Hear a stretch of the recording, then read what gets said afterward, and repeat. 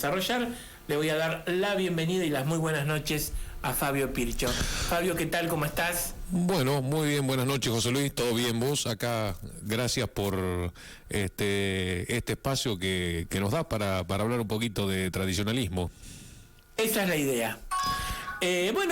Contanos un poquito, danos algún adelanto de lo que va a ser tu columna en la jornada del día de hoy. Bueno, hoy, como habíamos quedado el otro día en el tema de medios de transporte, vamos a hablar un poco de la carreta, que era lo que habíamos quedado, que fue el primer, digamos, medio de transporte en cargas.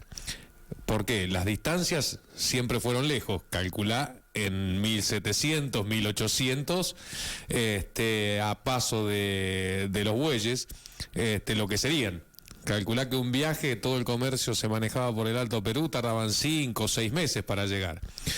Y bueno, ahí como siempre vamos a hacer la interpretación de por qué en la cultura gaucha estamos siempre en el origen, porque ¿quién participó en el manejo de todo ese tipo de actividades? Participó el gaucho. Pero en definitiva, bueno, vamos a hablar primero del medio de transporte, de la carreta en sí, ¿qué era?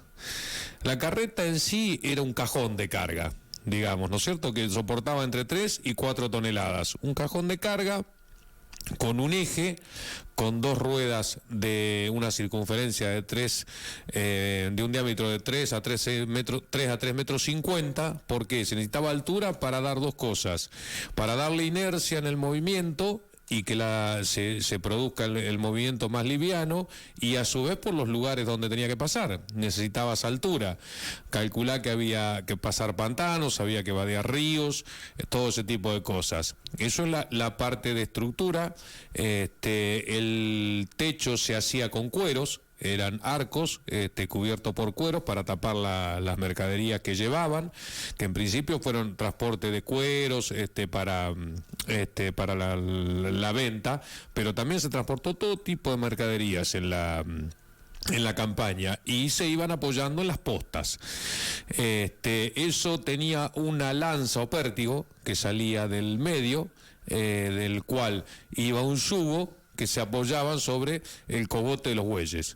Iban dos bueyes, que eran los pertigueros, y los delanteros, otra fila, que tiraban del mismo pértigo, pero ya esos eran los más conocedores de los caminos, los más mansos, que ya eran los que iban llevando el camino. En eso se juntaba aproximadamente, en tropas de 5 o 6 carretas, porque se necesitaba un montón de bueyes apoyados en postas cuando había, y si no, tenían que tener bueyes de recambio para el paso de los kilómetros o leguas, porque siempre se contaba en leguas, que son 5 kilómetros cada una, lo que van haciendo. Y a su vez se necesitaba un conjunto de gente, en el cual más o menos en una tropa de carretas, de 4 o 5 carretas, trabajaban entre 20 y 25 personas que estaban a cargo de un capataz, entre los que estaba el carretero que manejaba, los boyeros que iban a la orilla para ir llevando el ritmo, y el de los bueyes, y el capataz, que era el que estaba a cargo de la tropa. Pero en todo ese trayecto había que soportar todo tipo de inclemencias climáticas, más los peligros que te asolaban en el medio del desierto, porque no solamente los robos existen ahora. En esa época también existían los robos. A su vez tenían que soportar los malones. También había problemas, porque cuando había un malón, ¿qué pasaba? Arrasaban quemando todo. Entonces había una serie de inconvenientes que sortear a lo largo de todo el camino. También les tocaba cruzar un río, por las rastrilladas que iban, porque no había puentes, no había nada, así que no había otra opción que conocer los pasos en el cual estaba el gaucho en ese lugar, conduciendo. ¿Por qué? Porque era el vaqueano, el conocedor de los accidentes naturales. Y los viajes, como dijimos, en la cantidad de tiempo que duraban, había que soportar a la intemperie todo tipo de inclemencias. Se iba haciendo altos y paradas, y comían, a ver, lo que también se podía, porque no había forma de conservar mucho la carne más que el charqui. Entonces, cuando se aprovisionaban y terminaba eso, había que agarrar cualquier animal que se pudiera y preparar la carne para la comida, porque no había muchas otras cosas. Esas eran las pocas provisiones con las que contaban, en la carne que se podía conseguir y hierba, otra cosa más que eso no había. O sea que era el mate y como es la comida, como se iba acomodando en un viaje de esa magnitud, porque estamos hablando de meses enteros un viaje. Y el peso, ya te digo, hablábamos de unas 3-4 toneladas una carreta, o sea que había que mover, más el peso que tenía la carreta y todo, o sea que era el hombre capacitado era el gaucho para soportar todo ese tipo de cosas, porque, digamos, no había gente capacitada para vivir a la intemperie y que se conformara con poco, porque esa es la realidad.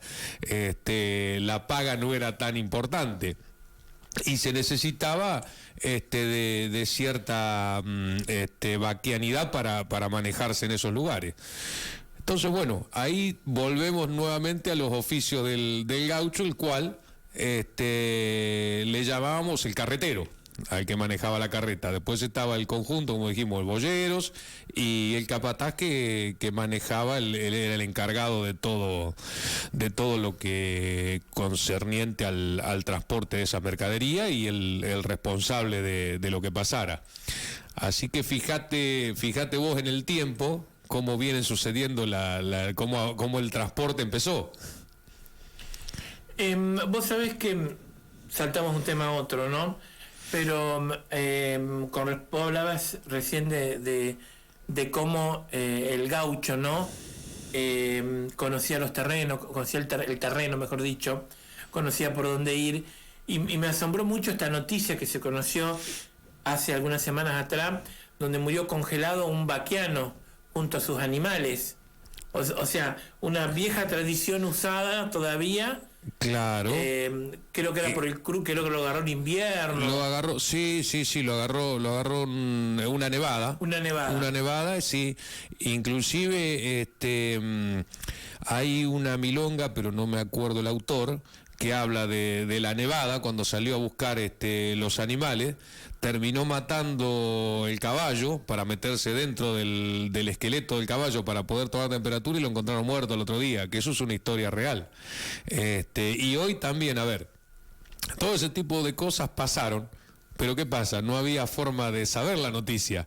Hoy pasa y hay una forma de saber, pero vos fíjate que estamos en el 2022 y el vaqueano del lugar sigue existiendo, porque en todos lados que vas necesitas un vaqueano, y vos fíjate que el gaucho cumplía todo el tipo de funciones.